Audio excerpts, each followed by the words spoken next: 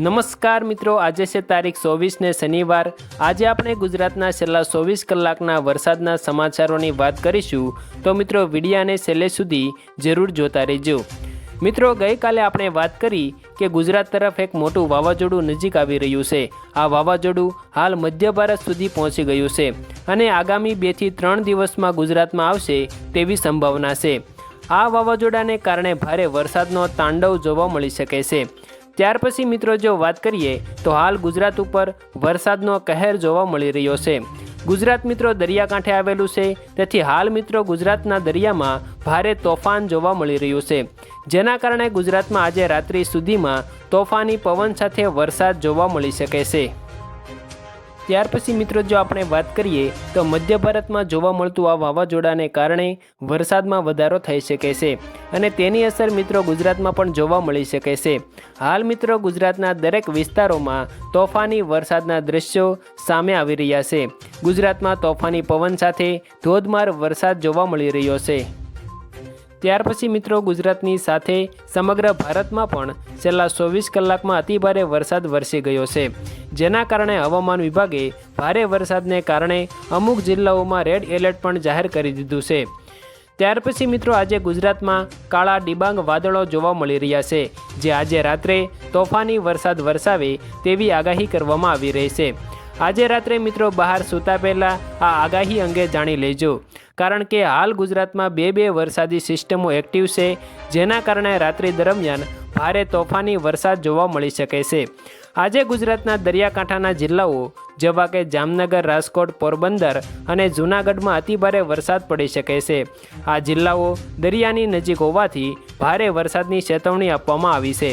આજે મિત્રો સમગ્ર ગુજરાતમાં રાત્રિ દરમિયાન ભારે વરસાદની સંભાવના છે, કારણ કે આજે ગુજરાતમાં ભારે વરસાદી વાદળો જોવા મળી રહ્યા છે।